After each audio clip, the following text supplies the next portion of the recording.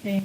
Halo semuanya, selamat datang di Podsistem pada episode kedua pada hari ini. Pada hari ini kita akan membahas mengenai program kreativitas mahasiswa. Sebelum itu, perkenalkan, aku Yovela Jenny dan rekanku Lailatul. Nah, di sini kita udah ada 3 alumni PKM 2024. Di sini ada Kak Nasrun, Kak Dela dan juga Kak Lutfi. Halo Kak. Oke, sebelumnya boleh perkenalan dulu. Boleh. Siapa dulu? Jadi Boleh. Kenalin, nama aku Nasrun Hidayatullah, biasa dipanggil Nasrun, dari SI Angkatan 22. Judul PKM ku dulu Jopang, Marketplace peternak untuk daerah istimewa Yogyakarta. Itu kurang lebih marketplace untuk jual beli peternak dan produk turunannya gitu. Oke. Kak Dela? Oke, kenalin nama aku Del Farika dari SI Angkatan 22 juga. Project PKM aku sebelumnya itu namanya Mindcura. Dia tuh kayak awal buat bantu deteksi kesehatan mental berbasis kecerdasan buatan gitu. Lutfi? Kenalan, nama saya Muhammad Lutfi Adiansyah dari Sistem Informasi Angkatan 22. Nah, kemarin itu saya ikut PKM, yaitu PKM Pengabdian Masyarakat dengan nama tim Tinatar. Nah, Tinatar itu bermitra dengan Kampung Ledok Timoho yang ada di Mujamuju, Kota Jogja. Nah, kemarin kami tuh kayak membuat project tentang tentang di situ ada aquaponik, ada hidroponik. Jadi dijadikan satu jadi aquaculture. Oke. Terima kasih buat atas perkenalannya. Nah, di sini kita mau lanjut nih mengenal lebih lanjut tentang program kreativitas mahasiswa. Kita mau tanya-tanya sedikit tentang pengalaman-pengalaman kakak dalam program ini. Oke, yang pertama mungkin di sini aku lihat judulnya tuh menarik-menarik ya. Ada yang KC, ada yang PM juga nih. Nah, di sini tuh aku mau nanya gimana nih caranya kakak-kakak ini bisa dapat ide yang menarik dan bisa ngebuat judul itu tuh bisa ngebuat kakak-kakak ini bisa lolos ke tahap pendanaan. Jadi Kak Nasem dulu. Yang jelas sih cari latar belakang dulu. Jadi carinya itu berdasarkan sesuatu yang jadi keresahan masyarakat. Kalau dari aku sendiri ya, dulu tuh dari pertama kali ide muncul itu awalnya aku kan punya teman. Nah, temanku ini dia juga merintis menjadi peternak gitu. Nah, waktu itu aku pernah diminta untuk nemenin dia cari anakan sapi. Nah, tapi ternyata carinya tuh jauh banget. Saya dari Kulon Progo, terus carinya tuh di Boyolali atau Semarang gitu. Iya, lumayan. Ternyata emang hewan yang disukai atau banyak dibeli para peternak tuh emang dari beberapa daerah yang itu sudah terkenal gitu. Nah, aku mikir kok nggak ada ya platform khusus buat jual beli hewan ternak, iya biar lebih mudah aja gitu. Jadi kita nggak usah datang ke tempatnya jauh-jauh, nanti bisa lihat videonya, fotonya gitu, bisa chat penjualnya gitu. Kurang lebih begitu latar belakangnya. Menarik sih. Terus ada Oke. Nasrun kan mungkin dia leadnya jadi lebih paham nih latar belakang dibentuknya gimana. Nah, aku tuh sebagai member gitu loh. Jadi ketuanya dia tuh ada project Metopen awalnya. Teman-teman udah dapat Metopen? Udah. ya semester Ah, 5. iya. Nah, jadi kan di Metopen tuh kayak nekanin kita bikin inovasi gitu. Nah, kebetulan si ketuanya atau lead di tim aku tuh anak informatika. Jadi proyeknya seputar sistem gitu. Nah, karena konsentrasinya ke kecerdasan buatan, makanya sistem yang dibangun juga nerapin kecerdasan buatan itu. Nah, mungkin kalau dari latar belakang kenapa sih pilih seputar kesehatan mental, itu karena emang lagi banyak lah relate buat mahasiswa juga gitu ya. Kalau misal ada mau curhat gitu, sekarang kan GPT nih, kita curhat aja ke GPT bukan ke teman gitu. Nah, kayak gitu sih, gimana nyintegrasiin si kesehatan mental ini sama teknologi, dimana teknologinya ini juga nerapin emang yang ada di ilmu-ilmu di psikolog gitu. Kita pakainya DAS 5 sama kalau dikoreksi ya kalau salah ini DSM 5 sama DAS 21 gitu. Kalau Lutfi sendiri? Oke, mungkin kalau dari tim aku dulu tuh pertama tuh kita cari-cari mitra-mitra yang mungkin berpotensi lah. Artian di situ ada beberapa tema yang kita ambil. Sebelumnya kami tuh tergabung di ini kayak timnya dari Pak Puji, yaitu Sobat Banyu. Nah di situ apa ya, kita cari yang apa ya, searah itu yang ada airnya. Itu ada beberapa apa ya, opsi-opsi mungkin mitra-mitra dari kami. Terus kami survei. Nah akhirnya kita ketemulah dengan Kampung Muda Timahau ini. Nah di situ kami survei apa sih yang kita angkat, yang dapat kita angkat dari kampung ini. Nah pertama kita tuh ingin ngincar dari sekolahnya gitu, tapi sekolahnya itu udah dipakai sama kelompok lain atau gimana gitu. Nah jadi masa kita juga mau ada di situ ya, nggak mungkin lah. Nah kita beralih ke kelompok lain yang ada di situ. Kebetulan ada kelompok kayak lansia-lansia gitu, tapi mereka tuh inginnya produktif gitu loh. Sebelumnya mereka ada kayak berkebun gitu, tapi dengan lansia-lansia. Nah di situ kami kayak ngajak kolaborasi gimana baiknya. Nah, setelah kami survei di situ, kita lihat ada beberapa lahan yang kosong. Kok lahan ini dikosongkan, ada apa gitu. Padahal di situ tuh berpotensi sangat tinggi gitu jika kita manfaatkan dengan benar. Nah, di kampung tersebut tuh juga ada ini aliran sungai yang sangat deras.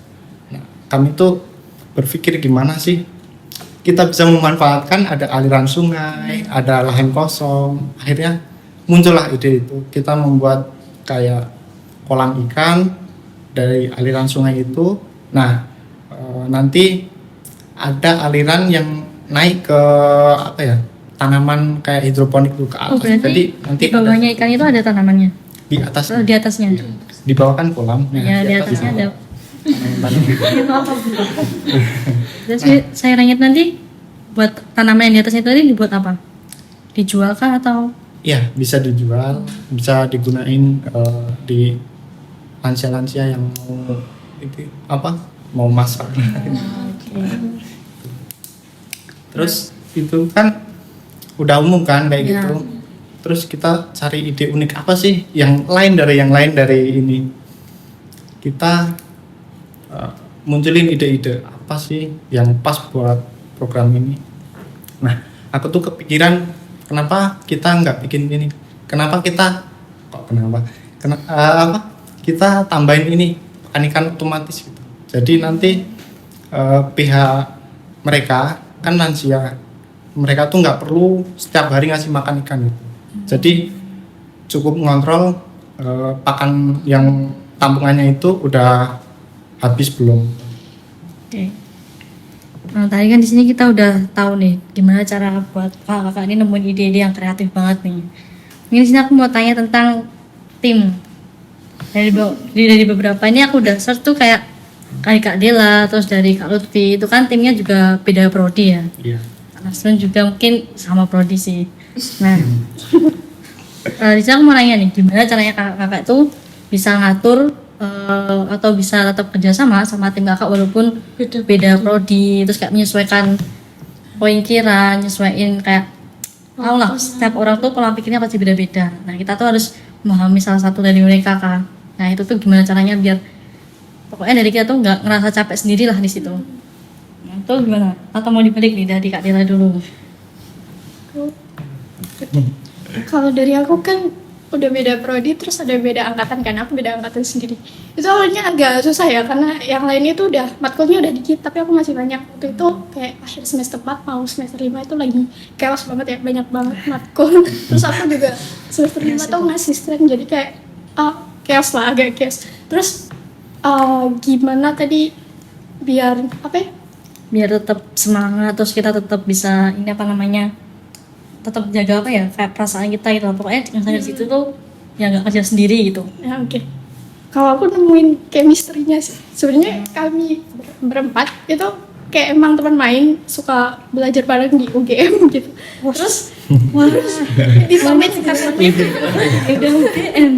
terus kayak waktu itu kayak ngide, makanya karena sering pergi bareng terus kayak ya udah satu tim aja, tinggal nyari satu orang nih yang kayak emang sesuai sama bidang yang mau projectnya. Nah kami nyarilah anak psikologi. Nah kebetulan karena kami bertiga tuh juga anak satu UKM yang sama gitu, terus nemu anak psikologi yang satu UKM, ya udah kita ajak aja coba dia gitu, ajak ngobrol, terus kayak oke, fix. Jadi kayak timnya udah kebentuk tuh, tinggal kayak nyocokin chemistry-nya lagi sih kayak gitu. Itu yang bikin kerja tuh jadi enak, soalnya emang teman tapi juga bisa diajak kerja bareng gitu. Nah satu poin yang aku yang aku rasakan banget kalau mau kinerjanya bisa beneran berjalan, itu ada satu project manager. Jadi emang per minggu tuh kami ada pertemuan, dan setiap pertemuan tuh pasti dipantau progresnya di job desk kamu udah sampai apa. Jadi nggak ada satu orang yang ngerasa aku ngerjain semuanya, enggak. Karena setiap pertemuan kami pasti laporan progres kamu apa gitu. Kayak gitu sih. Dari tim belajar bareng jadi Ya. keren sih. Wah, kayak dari Nasun ini yang sama prodinya nih. Kalau aku sih dari penentuan anggota tim itu sebenarnya karena aku juga masih semester 2 itu, awalnya itu semester 2 kan itu ada matkul yang suruh buat itu kan. Iya. Itu awalnya emang aku juga belum ada kenalan dari prodi lain, dan emang judulku itu sudah sangat mendukung di jurusan SI sendiri, jadi aku ngerasa udah cukup, dan ya udah akhirnya kita daftarin dari prodi yang sama. Dan apa tadi yang Chemistry. Oh ya, chemistry. Kalau chemistry itu dari awal kita emang udah temenan, udah ya bisa dibilang circle. Kan sih Ya, Satu circle ya. satu circle. Dan itu enak, maksudnya jadi kerjasamanya itu enak tuh. Dan untuk manajemennya sih yang jelas di awal udah ditentuin job desk-nya tuh apa aja. Jadi nanti tiap anggota nanti punya job desk-nya masing-masing, jadi tidak ada yang saling lempar. Dan ya udah sama juga kayak Dela tadi, per minggu kita ada meet, bahkan nggak satu kali, per minggu bisa 2 kali gitu. Itu sambil ngerjain kerjaan kita, sambil kita ya membangun chemistry juga gitu, kurang lebih seperti itu. Nah ini kan kalau Kak Nasun ini kan paling beda sendiri ya, dari sama angkatan, terus ada yang sama kelas juga nggak? Beberapa matkul mungkin. Kita sekelas semua. Nah itu. Iya. Nah itu juga kadang bisa jadi suatu bumerang buat kita. Kayak misalnya kalau kita terlalu dekat sama orang, terus kita sungkan buat ngasih tahu mereka yang salah ini. Kalau takutnya nanti pertemanannya malah yang bubar. Nah pernah nggak Kak Nasun tuh ngalamin kayak gitu? Ngalamin kayaknya nggak pernah, tapi kalau negur itu ya udah negur aja gitu, mau dia tersinggung ya udah, itu kan kalau emang dia udah tanggung jawabnya itu ya kita nggak perlu merasa nggak enak gitu. Gitu sih. Oke, dari Kak Lutfi sendiri. Mungkin kalau dari aku, kalau ngelihat dari Kak Nasun dan Kak Dela, saya lebih berat nih. Soalnya Beda gitu. saya beda prodi. Enggak, kalau univ kita tetap sama. Maksudnya beda Unit kampus, kita- kampus sama kampus 2 ya? Ya, saya dari sistem informasi, yang teman saya perencanaan wilayah kota, dan juga ada teknik sipil. Itu beda angkatan juga. Nah itu lebih berat juga. Kami disatukan di timnya Pak Puji, di tim Sobat Banyu. Berarti berapa? 5 ya Kak? 5 tim? Yang 5 anggota kan? Sebetulnya kemarin tuh 4 kan, tapi yang satu tuh temennya ada yang jadi volunteer di kampung tersebut. Nah kami tuh kan kita kurang 1 orang nih. Nah kenapa kita nggak ajak mereka? Ya udah kita ajak aja. Nah, yang belum kenal nih tuh gimana tuh cara chemistry-nya tuh? Wah, Yang bisa dapat kan belum kenal nih. Iya. Mungkin kalau komunikasi dulu masih lewat ini ya, sosial media kayak WhatsApp atau apa gitu. Nah mungkin dari situ kita ngerasa kita tuh kalau dari cuma sosial media itu nggak ada chemistry-nya. Ya udahlah kita nongkrong bareng lah, main bareng, jalanin dulu aja. Terus ngomong-ngomong soal tim nih, kan mungkin ada yang dari awal tuh nggak minat ikut PKM, tapi mungkin karena dorongan jadi ya udah perwakilan gitu kan. Nah di situ kan belum punya persiapan, belum kenal apa itu PKM, terus nggak punya anggota juga nih. Nah kebetulan ngambil anggotanya tuh dari teman sendiri, tapi di situ tuh temennya gaugahan. Nah itu menurut kakak gimana sih buat ngerangkul mereka gitu loh, biar mereka tuh Tips lah, mau tips, gitu loh. tips lah. Ya tipsnya gitu loh. Ini dari pengalaman pribadi.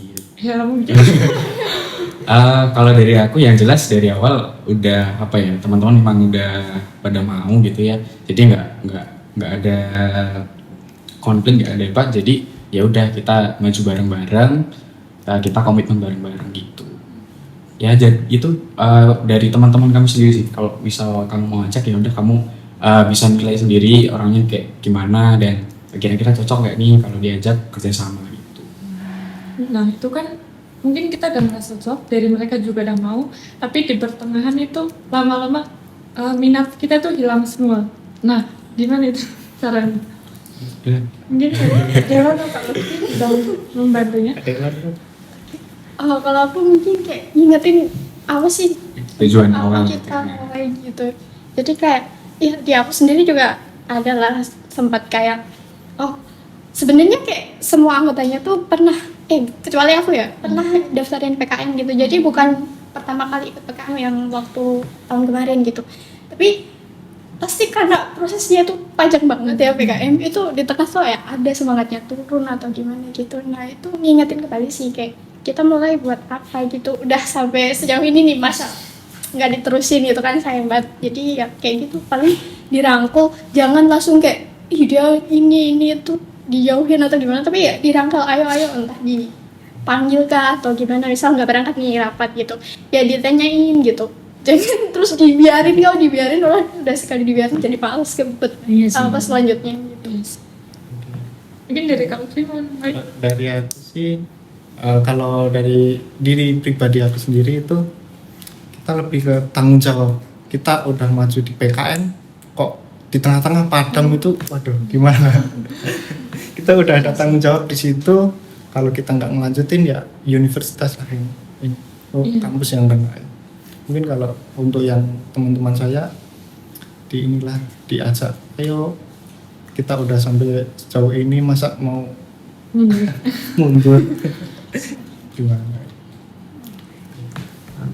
Oke, mungkin ini sih, apa namanya, aku mau tanya. Waktu kakak ini survei ke tempatnya, terus ya apalagi PM ya, itu harus melakukan implementasi juga.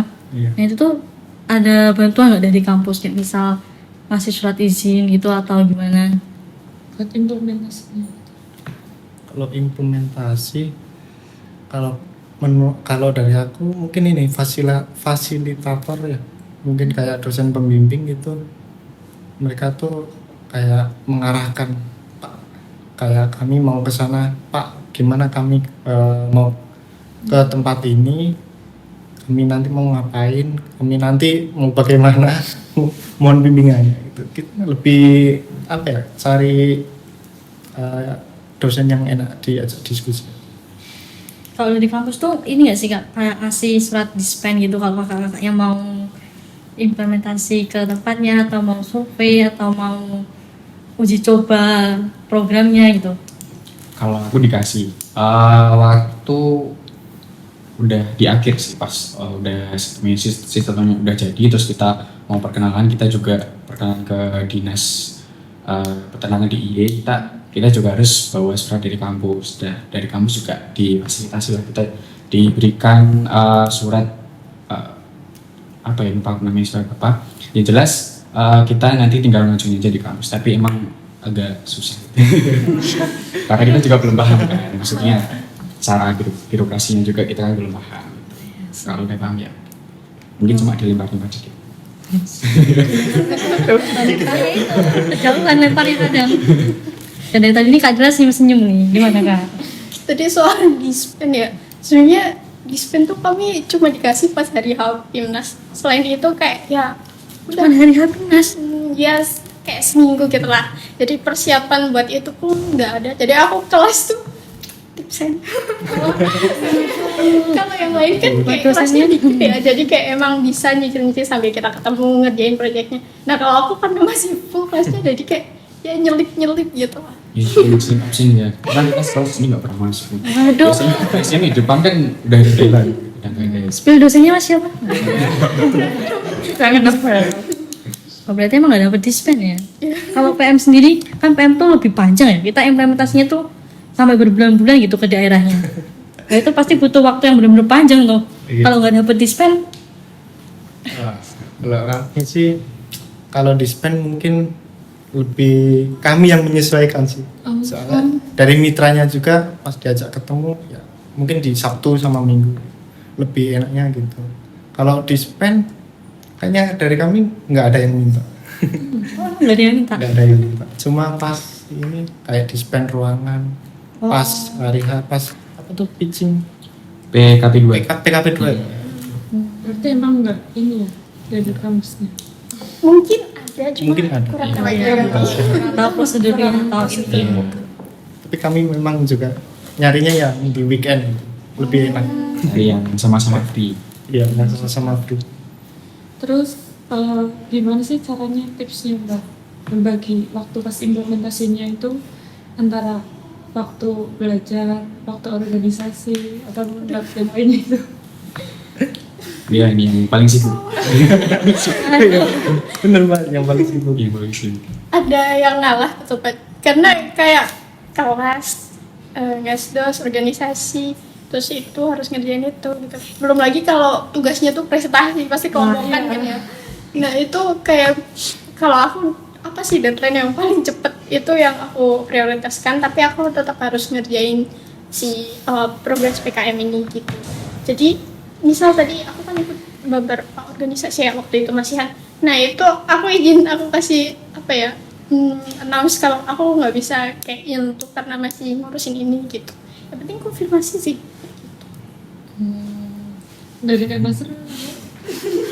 Kalau aku sih yang jelas di proyeknya kita udah tentuin timeline dan kalau aku sih dulu pakai salah satu software manajemen proyek itu, jadi lebih mudah buat ngatur timelinenya dan kita tahu kapan ini deadline-nya kapan gitu. Dan kalau tugas sih selama aku PKM kayaknya masih aman-aman aja sih. Masih aman katanya Bro. Biasanya soalnya enak-enak biasanya. Aduh, Nilainya juga aman-aman alhamdulillah.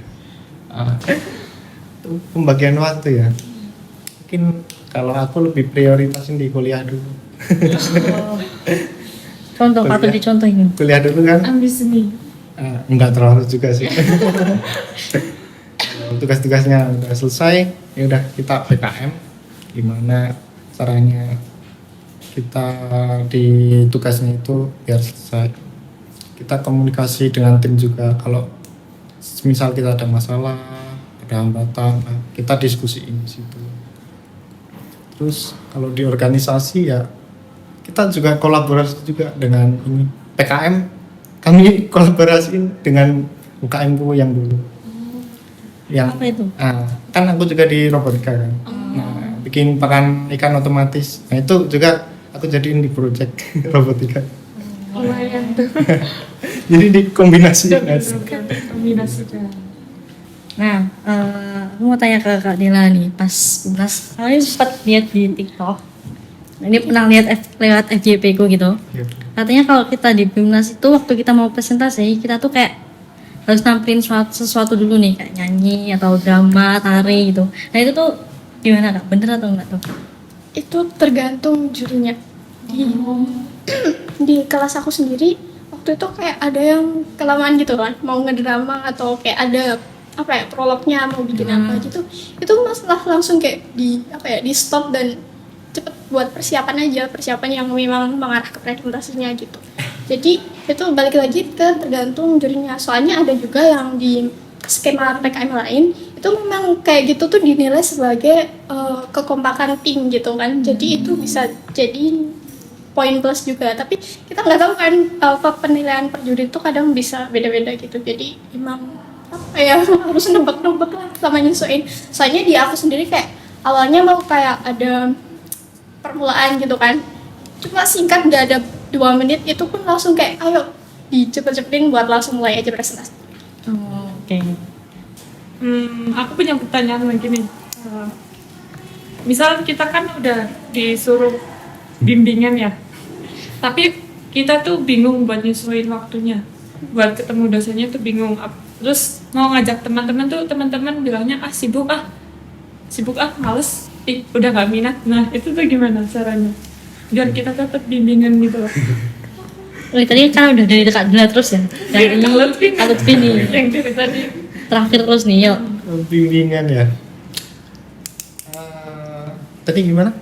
Kan kita mau bimbingan tuh kayak udah sampai disuruh gitu kan, udah ayo ketemu saya gitu ya. Tapi dari kitanya susah menyesuaikan waktunya, terus dari teman-teman juga, teman-teman satu timnya tuh susah juga buat diajak gitu loh. Apalagi dengan alasan nanti males, sibuk gitu. Nah itu tuh gimana sih buat bisa tetap bimbingan gitu? Mungkin itu penyakit banyak orang kayak malas-malasan gitu. Gensi biasa. Iya. Nah dari situ kita tuh di ini kan ada apa tuh yang logbook tuh ada buat bimbingan nggak? Ada nggak? Ada kan? Ada minimalnya kan? Apa? Minimalnya itu ada. Minimalnya Kemarin. Lupa. Tapi itu nanti divalidasi sama dosen. Itu tuh memang penting sih bimbingan. Nanti mungkin jadi logbooknya tuh kurang informatif. Jadi logbook tuh kurang lebih kayak apa ya? Data. Ya, Dia masuk penilaian juga. kegiatan kita selama PKM, tiap kegiatan itu dimasukkan ke logbook. Nggak cuma bimbingan aja. Terus masuk implementasinya dulu. Iya, sampai selesai pokoknya dicantumin di logbook kegiatan semuanya. Ada mau nambahin? Gimana ya, kalau tadi soal gimana nyesuaiin waktu bimbing sama anggotanya gitu. Kalau di tim aku sendiri, bimbingan tuh nggak harus semua tim hadir terus ke dosen pembimbing, tapi emang yang available siapa gitu, ya udah nanti yang ketemu dosen pembimbingnya atau pembimbing timnya gitu kan, terus hasilnya ya disampaikan ke seluruh anggota gitu sih. Jadi kalau emang nggak bisa hadir ya konfirmasi, terus nanti tetap dapat informasinya. Berarti nggak harus ketuanya, atau lebih prefer ke Ya, ketuanya? prefer sih ketua ya. Soalnya nanti yang namanya mimpin juga ketua. Tapi kalau aku sih dulu berhubung dosenku fleksibel, jadi bisa online gitu. Nggak harus offline. Jadi lebih enak lah ngatur waktunya. Mumpung kita ngebahas tentang dosen pembimbing, mau tanya nih, cara kakak ini tentuin buat dosen pembimbing itu gimana? Atau kayak buat list dulu terus habis itu feeding test nih, oh ini dosen ini kekurangannya gini nih, kelebihannya gini, makanya aku pilih gini gitu. Atau gimana tuh? Dari kalau dulu. Kalau aku sih memang ini ya, dulu kayak ngisi form ikut timnya Pak Puji, ya otomatis kami pakai Pak Puji. Pak Puji. Jadi memang mau pakai dosen lain ya juga sungkan lah. Iya. Tapi emang Pak Puji itu keren, hebat. Ya, emang. Itu top banget lah kalau Banget di tuh. pengabdian masyarakat. Adela? Kalau di aku tuh nyesuaiin tema proyeknya. Jadi kan dosen pembimbing atau dosen-dosen yang sekiranya mau jadi pembimbing PKM itu kan ada listnya kan, terus ada temanya apa, terus kita nyari yang relevan sama proyeknya siapa gitu yang kira-kira. Terus ya akhirnya dapet satu dosen ini gitu, jadi ya Siapa? kita komunikasi terus oke gitu. Berikan Mas Run. Oh ya, sebelumnya kalau di BKM itu bukan dosen pembimbing tapi dosen pendamping. Itu nanti ya beda, itu nanti kayak kalau pendamping kan lebih mendampingi. Nah, kalau aku dulu menentukan dosen pendampingku kan dari kampus dikasih list dosen gitu, nama dosen sama pengalaman risetnya gitu. Nah, aku lihat ternyata dosen pendamping yang aku pilih itu ternyata relevan sama judulku, ya udah aku japri lah gitu. Dan emang cocok sih, maksudnya sefrekuensi. Emang nyari dosen Itu tuh enak. pendamping yang sefrekuensi itu penting.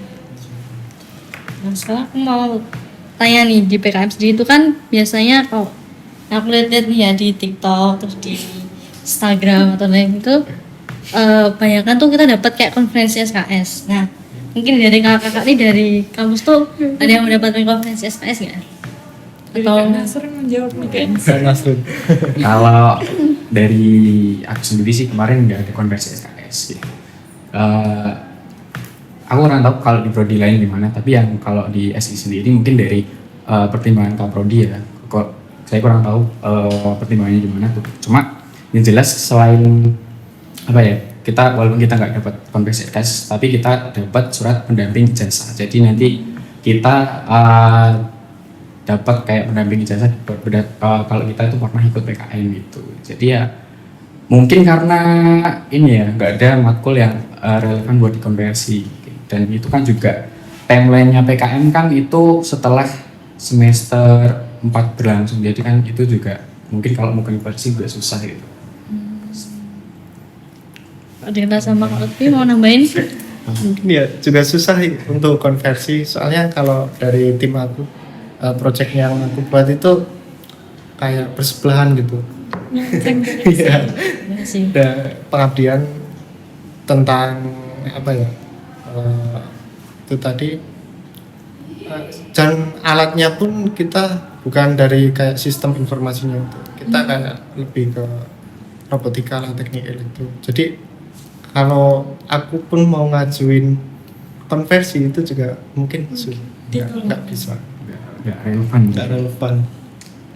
Ada yang lain? Oke, aku mungkin nambahin kalau masalah relevansi matkul sama PKM itu yang paling masuk sebenarnya itu matkul Metopen, karena kita juga sama-sama bikin laporan, dan di Metopen itu benar-benar apa ya, sejalur aja. Kalau kita udah ikut PKM aku rasa Metopen kamu bakal lancar gitu, harusnya begitu. Dan beberapa yang aku tahu ada case memang paling minimal si PKM ini konversinya tuh ke matkul Metopen gitu. Dan univ lain aku nggak bisa sebut di mana gitu ya, harusnya memang ada konversi ke arah itu gitu, kalaupun nggak relevan sama bidang studi atau prodinya masing-masing. Oke. Terus dari kamu sendiri tuh menyediakan tempat buat ini nggak sih? Buat kayak diskusi gitu. Ini ruangan ini. Terus Ada ya ruangan ini? udah. Udah. Udah. Sering kesini berarti? Lumayan, terutama kalau buat konten ya, buat konten tuh kita sering di sini. Kalau yang apa ya, judul PKN-nya dia misal mungkin butuh alat-alat apa ya, kayak 3D printing itu juga ada di sebelah gitu. Itu sih kita cukup Fasilitas. Fasilitas. Iya. Sama ya, berarti ketika digini-gininya. sama. Ini mungkin apa? Kak Nutri? Jadi ini dosen pendamping ya. Itu juga menyarankan, Mas, Mbak, kalau mau pakai ruangan tuh silahkan.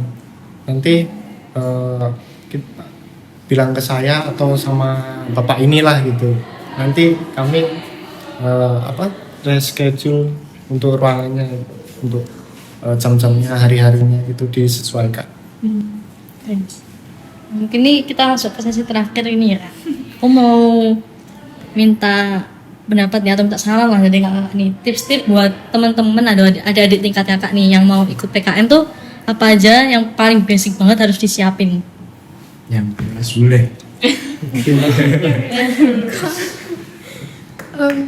Yang paling utama karena kita base-nya ngajuin project ya, idenya itu harus apa ya, nggak salah sama skema yang ada gitu. Karena ada beberapa skema, jangan sampai salah ngategoriin judul kita.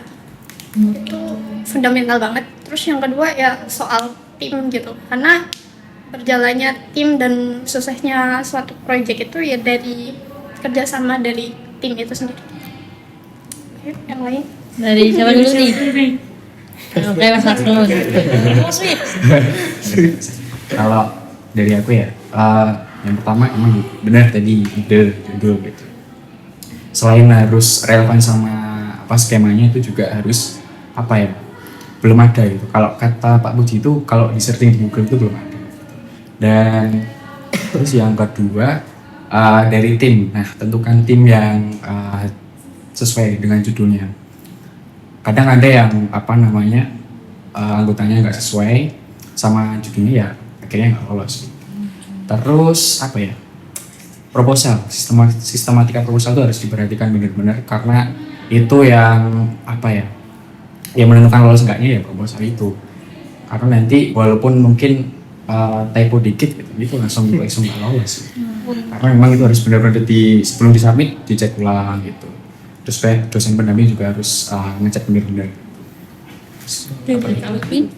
Mungkin untuk sekali dari Kak Dela, Kak Nasrun, kerjasama tim tuh kita harus saling support menyupport, saling kompak lah. Jangan pas di tengah-tengah ada yang melempem gitu. Jangan sampai kayak gitu. Kita harus saling mendukung. Mungkin untuk kayak sistematika laporan itu hindari kesalahan. Mungkin dari aku kemarin kan ikut 2 PKM, yang pendanaan sama yang insentif. Nah, pas yang insentif itu kayak masih ada tipe-tipe ternyata. Nah, itu pun juga nggak lolos. Mungkin itu penyebab proposal kami itu nggak lolos. Kembangkan kreativitas, inovasi, dan juga jadilah pembeda dari yang lain.